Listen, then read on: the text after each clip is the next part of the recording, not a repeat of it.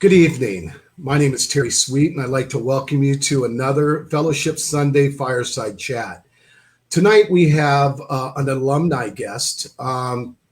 His name is Hank Setala, and Hank is going to do our inspirational talk tonight. So I'm going to leave it to you, Hank, and again, welcome. Thank you so much.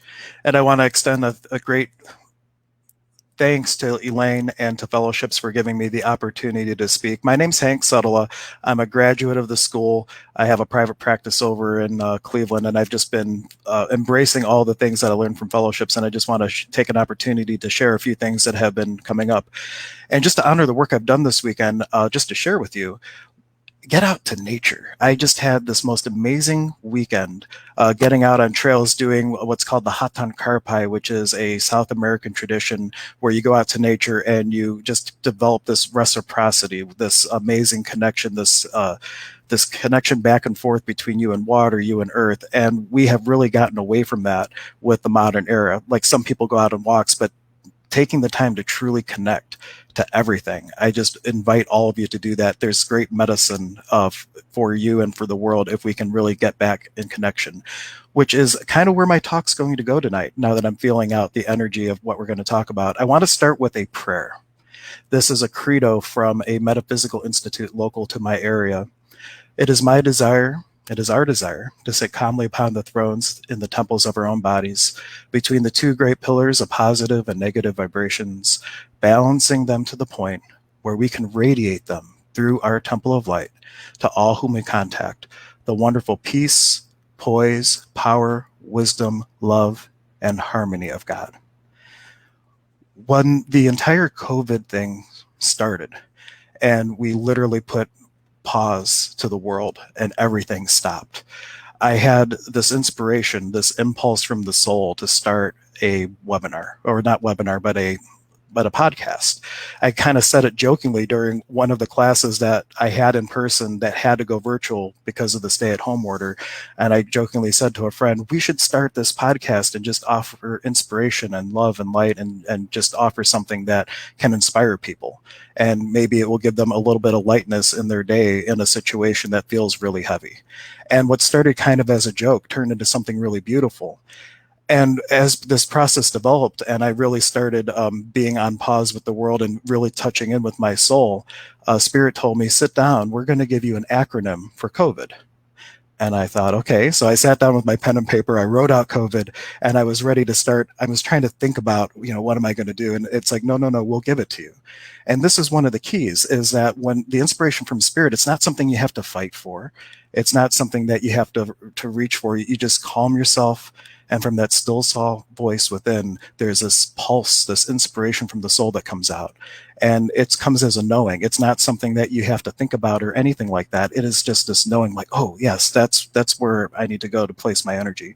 And as soon as I got into that space, I got this acronym, creating opportunities via intuiting divinity.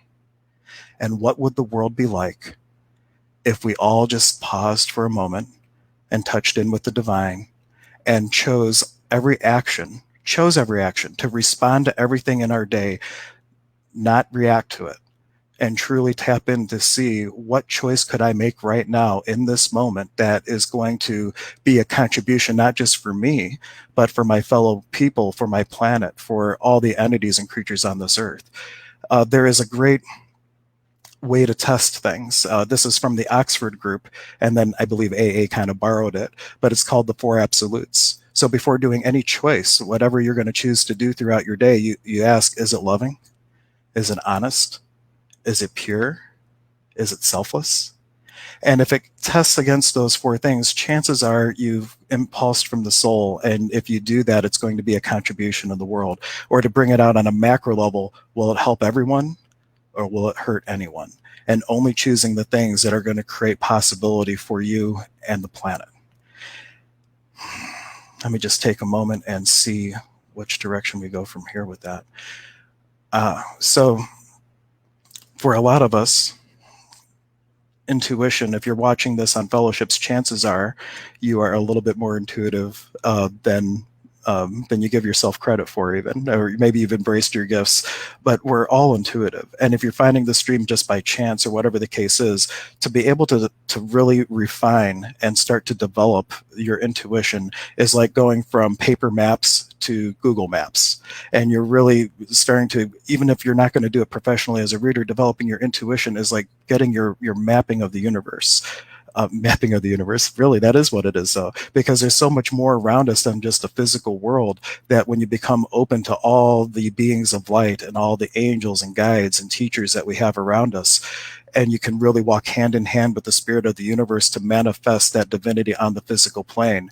That's what developing your gifts in this world is about. And what if the greatest gift you could be to the world is to be 100% you? What if the greatest gift to the world that you could be is to be 100% you, and the only thing that stops you is the fear about being judged for it, and the judgment that you place on yourself for being or not being the thing that you're looking to put into the world. So I invite you right now just to center yourself and really ask, what energy could I be? What could I be? Notice I'm not saying what could I do, because beingness precedes doingness. What could I be for myself and for my fellow creatures that would really create possibility on this planet? And what could I be that would lend hand to the world that I would love to live in? And so you have this one energy on one hand that's coming up. This is the energy that you could be. And this is your compass. This is what you tap into, that you know, hey, if I use this and I choose only things that resonate with this energy, that I'm going to create this in my world. First, your personal life, but as you start to increase this awareness and you start to choose things that are all congruent, it starts to shift from just this beingness. You're bringing now things into your experience that match that energy, that when you execute those things, when you choose those things, it starts to create a momentum. You're actually moving forward with whatever it is you're looking to actualize towards that. So again, what energy could I be to create this possibility for me and the planet? And then the other energy is, what's stopping me? And so you have the energy of what you need in this hand, and all of a sudden this other energy, that's what's stopping you. And that's where you say, hey, earth, guides, whatever energy technique that you have, you say, I'm willing to now shift this. I'm willing to give this off to the beings that can do something with it, so that's no longer hindering me back. And there's all kinds of different ways you can do this, but you get the idea. You're getting into the energy of what you can do to create possibility. You're also bringing up the energy of what's holding you from stepping into that possibility. And by you identifying both of those things, it gives you like basically a compass where you can navigate through your day-to-day experience and only choose the things that are congruent with what you're looking to bring into this world. Congruency is huge. I know we talk about it in the spiritual insight trainings. They talk about it in the school. What is congruency? Well, think about it. If you say, I want to live a healthy life, and you say you want to be healthy, but you're eating fast food all the time, actions speak louder than words. Intention's one part of the puzzle. Then you have to be congruent with everything that you're doing. Body, mind, spirit, and beyond. You're really looking, I like saying body, being, and beyond, because you're way more than even what we think we are, right?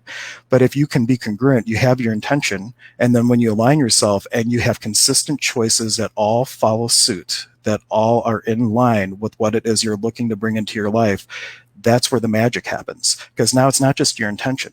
You're doing everything you can to make choices that bring you closer and closer and closer to actualizing that.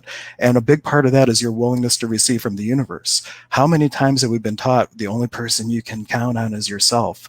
How much does that possibly stop us from receiving the infinite contributions from all the amazing light beings around us? So I really invite you, in the morning, you have now the possibility, you know what you was making it heavy, and you can get rid of that. Now the question is, as you wake up, I invite you to try this. Say, beings of light, teammates, spirit band, whatever word you want to use for your guides. What could I be today to receive everything that you have that will contribute to what I'm looking to bring into my life?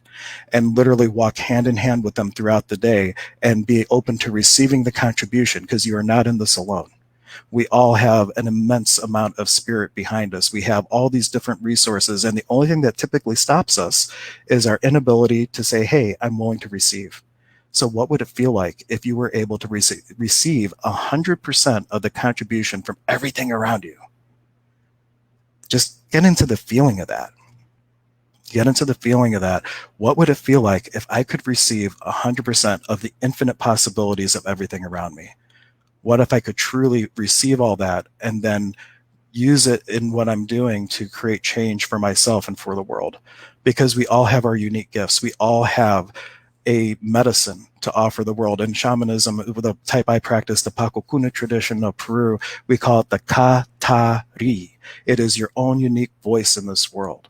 It is your own unique medicine gift that you have to offer, whether that's through art, through poetry, through being a reader, a healer, whatever it is. We all have our unique gifts that if we are congruent, body, being, and beyond, and we can receive from the universe, we are creating. We are moving from duality, from being in relationship to everything into being in a creationship with everything, where you're not looking at yourself as separate. You're recognizing that, hey, we're all part of the same animated essence. We call this in the Peruvian tradition the Kausei Pacha, the field of living energy. We're all part of this. And if we stop looking at ourselves as separate and relating to things and start looking at ourselves as one and start creating with things, you now have become the conductor of the symphony of the universe, where you are using everything that's at your disposal, being in creationship with it in unity instead of relationship with it in duality, where you can really start to bring that unrefined light energy, that pure energy from the upper world, or whatever terms you want to use, bring that through this prism, this body, and through the being and everything that you are, and express that same light into the physical expression, manifesting divinity on the physical plane. How amazing is that? So I invite you to do all that. And I have my favorite passage. Well, one thing before I get to this, there is a book that I recently have been doing a book club on. It's called Conversations with God, Book 4, Awaken the Species. And it was written in 2016, but it is so relevant today. And I bring it up now because one of the things that Neil writes about is that if you see things in the world that you don't like and you don't think you can do anything about it, what you really want to do is start being self first, not selfish. How can you make the best you that you can be? And surround yourself with people with a similar mindset. And once you have a community that's starting to make changes in the world, that community impacts a bigger community. That community impacts the bigger community. And you start this ripple effect, because you're not worried about changing the world necessarily overnight, but you start to step into your own true potential, developing your refining your own inner energies, doing your work, and really making choices every day that are contributing to the world that you would like to live in. If everybody did that, we could change the world overnight. But just start with you and start with the community around you. Choose the things that will lead to the world and the life you would love to live in. Can't recommend that book enough. Book 4, Awaken the Species. Now is the time. If not you, who? If not now, when? In book 3 of Conversations with God, the last chapter, or last page of chapter 9, this is about meditation. And I bring it up because when we talk about that acronym for COVID, creating opportunities via intuiting the divine, or intuiting divinity rather, meditation is a huge part of that, but it's not always what you think. And this one page summarizes very beautifully a way to think about meditation, so you don't have to worry about being like the monk in the cave or anything like that. It puts it in a very nice perspective for us. Neil asks God, so daily meditation is a good idea? And God says, a good idea? Yes. Yet know what I have just said here. Know again what I just said here. The song of the soul may be sung many ways. The sweet sound of silence may be heard many times. Some hear the silence in prayer. Some sing the song in their work. Some seek the secrets in quiet contemplation. Others in less contemplative surroundings. When mastery is reached, or even intermittently experienced, the noises of the world can be muffled, the distractions quieted, even in the midst of them. All of life becomes a meditation. All of life is a meditation in which you are contemplating the divine. This is called true wakefulness or mindfulness. Experienced in this way, everything in life is blessed. There is struggle and pain and worry no more. There is only experience, which you may choose to label in any way you wish. You may choose to label it all as perfection. So use your life as a meditation and all the events in it. Walk in wakefulness, not as one asleep. Move with mindfulness, not mindlessly, and do not tarry in doubt and fear, neither in guilt nor self-recrimination, yet reside in permanent splendor in the assurance that you are grandly loved. You are always one with me. You are forever welcome, welcome home. For your home is in my heart and mine in yours. I invite you to see this in life as you will surely see it in death. Then you will see that there is no death. And what you have called life and death are both part of the same unending experience. We are all that is, all that was, and all that ever will be, world without end. Amen. And one final thing to put the concept of silence into perspective. During the one of the classes at fellowships, one of the teachers, I believe it was Mark, possibly. I hope I'm quoting him correctly if it is Mark. That the silence is like the movie screen when you go to the movie theater. And before the movie starts, the screen is white. That represents the silence. And once the movie starts, and whatever the illusion of your day is, whatever your perception of reality is, and it's on that screen, the screen is still white, even amongst that perceived chaos. So if you can even start touching in with that silence, whichever way is right for you, whether it's through riding a bike or meditating or whatever it is, washing the dishes, if you can get to that place, once you start to tap into it, if you can look through using that as an anchor and really look at every experience that you have and see that white screen underneath it all, see that silence underneath it all, it then starts to become more and more powerful and potent in your life. And you get to keep your peace and calm even amongst the most chaotic circumstances, where the real key is to always respond and not react, to be in conscious choice about everything. And if we even could do that, just be in conscious choice about everything, what world would we live in? And with that, I thank you so much for allowing me to speak to you today. That was awesome. I got to say, your perspective on intuition is always very interesting. Lots of food for thought. And I like the passage from Conversations with God. Well, I would like to thank you, Hank, and I'd like to thank everybody out there once more for joining us tonight for another Fellowships Sunday Fireside Chat. Everybody have a great week, and God bless. Thank you, everyone.